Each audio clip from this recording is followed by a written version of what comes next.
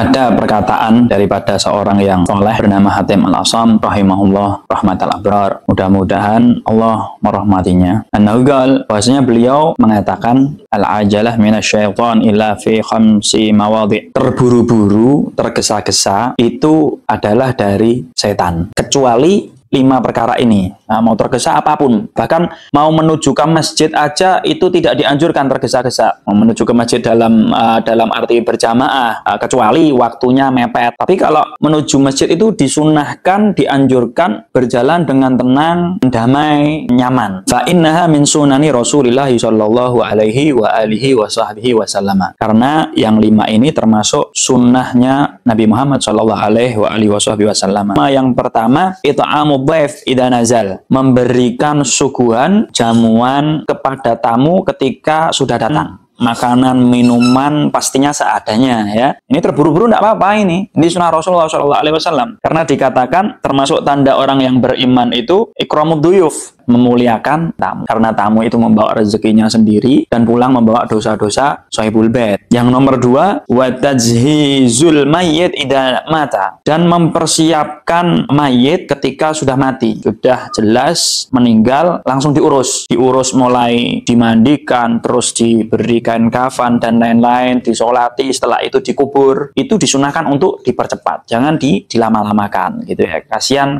si mayitnya. Jangan sampai nunggu beberapa hari sampai kelamaan-kelamaan. Makanya dari Ahlus Sunnah wal Jamaah itu sangat ketat dalam masalah ini. Ada beberapa tempat daerah ketika malam itu meninggal dunia, malam itu juga dikuburkan, dimakamkan. Yang ketiga, wa tazwijul binit idza balagat, menikahkan anak perempuan atau anak pun laki-laki ketika sudah waktunya ya. Dalam arti ketika anak ini sudah mampu, ya sudah dinikahkan, jangan dilarang-larang. Bagi orang tua jangan terlalu melarang, memberikan syarat ini, memberikan syarat itu gitu. Ketika sudah ada yang melamar, agamanya baik, orangnya tanggung jawab, akhlaknya baik, sudah istikharah, lepaskan sudah. Jangan nunggu ini terlalu banyak aturan itu, karena pernikahan itu sesuatu yang berbeda dengan menahan lapar. Kalau menahan lapar, enggak makan soto misal, bisa nanti makan rawon atau apa gitu ya. Tapi kalau menikah ini urusannya dengan hal-hal batiniah, jadi tidak bisa diwakilkan ya. Ditakutkan karena ditahan-tahan tidak menikah, akhirnya nantinya malah bermaksiat kepada Allah, berzina dan lain-lain. Yang dosa siapa? Ya dia dan orang tuanya nantinya begitu. Yang nomor 4, wa qad'udain idza wajaba, dan membayar hutang ketika sudah jatuh tempo. Ini adab daripada berhutang. Ketika mampu, sudah jatuh tempo dan Anda punya, wajib segera. Karena termasuk orang yang zalim itu, orang yang sudah jatuh tempo, dia ada rezeki, dia punya hutang tapi tidak mau bayar hutang. Ini termasuk orang yang zalim. Dan orang yang zalim, ia akan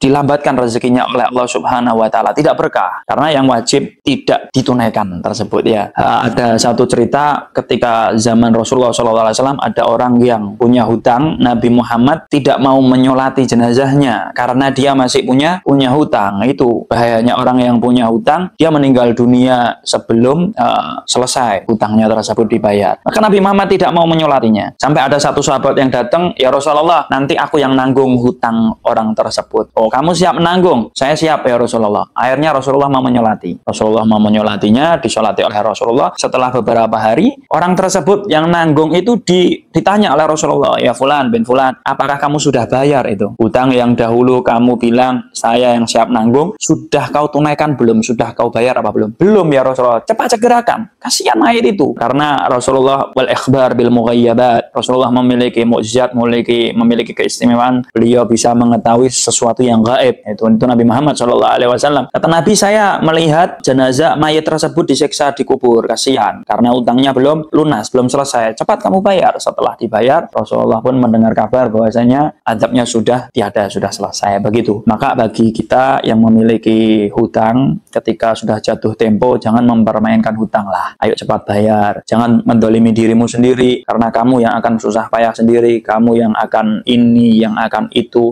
yang tidak enak nantinya akan menimpaimu ya. Bukan dilarang utang, enggak dilarang utang enggak apa-apa, asalkan niat niat untuk membayar.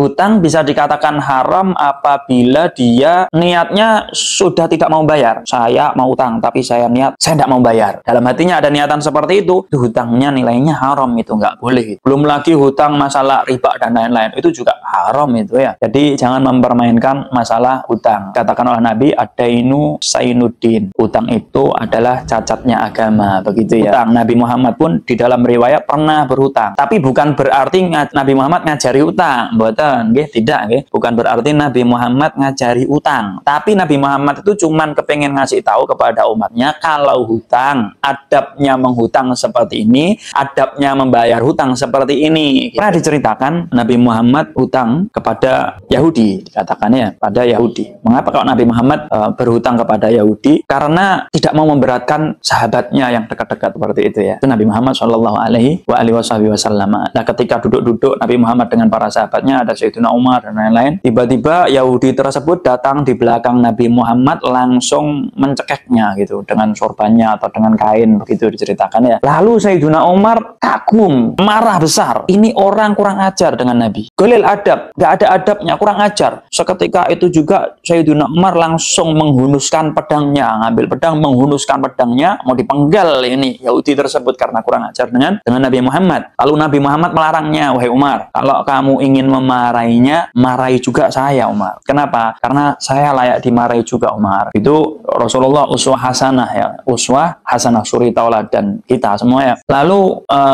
isi Yahudi tersebut bilang, kamu punya hutang kepada saya belum dibayar, bayar. Langsung Rasulullah memerintahkan Umar, wahai Umar, ambil itu, bayarkan ke dia, ambil itu, bayarkan ke dia. Akhirnya diambil oleh Sayyidina Umar Ibn Khattab, dikembalikan setelah sudah lunas jumlahnya. Lalu Rasulullah mengatakan, memerintah kepada Umar, wahai Umar, ambil jumlahnya lebih banyak daripada jumlah hutang saya. Diambil oleh Sayyidina Umar, dikembalikan, dibayarkan ke Yahudi tersebut. Wah, ini adabnya orang yang menghutang ya, menambahi jumlah gitu, dengan syarat tidak disebutkan di awal. Kalau disebutkan di awal dengan syarat, nanti kamu hutang ke aku misal 1 juta, tapi kamu kembalinya 2 juta atau 1.500.000, ini bahaya ya. Tambah. Tapi kalau tidak disebutkan syarat, ini adabnya menghutang, yaitu memberikan hadiah ya, tanda terima kasih begitu ya. Tanda terima kasih itu Rasulullah itu memberikan lebih banyak daripada yang jumlah Rasulullah menghutang tersebut. Shallallahu ala Nabi Muhammad, masya Allah. Nah, setelah dikembalikan, diberikan lebih banyak, langsung Rasulullah bilang kepada si Yahudi ini, wahai fulan, sebetulnya saya ini belum jatuh tempo, masih kurang 3 hari. Si Yahudi tersebut mengakui dan membenarkan, iya betul wahai Muhammad, memang kurang 3 hari, tapi saya kepengen membuktikan, saya ini telah membaca sejarahmu atau ciri-ciri Nabi akhir zaman, semua saya baca, semua saya perhatikan, dan semua terpenuhi. Tinggal satu yang aku ingin buktikan,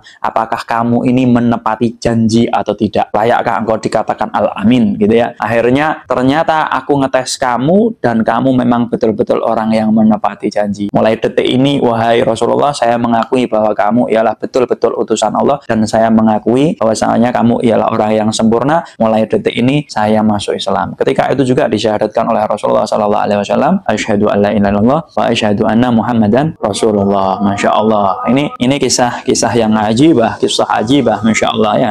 Yang terakhir yaitu wattaubah minadz-dzambi idza farata. Taubat ketika kita berbuat dosa, apapun dosa itu, maka segeralah tobat. Apapun dosa yang kita lakukan, dosa kepada Allah atau dosa kepada sesama makhluk, sama manusia. Ketika kita sadar bahwasanya itu dosa, segeralah taubat. Karena itu disunahkan oleh Rasulullah SAW. Ditakutkan ajal yang akan mendatangimu terlebih dahulu. Kalau sudah kamu didatangi oleh Israel, didatangi oleh ajal, sedangkan kamu belum taubat, fal a'yadzubillah, na'udzubillah min dzalik ya.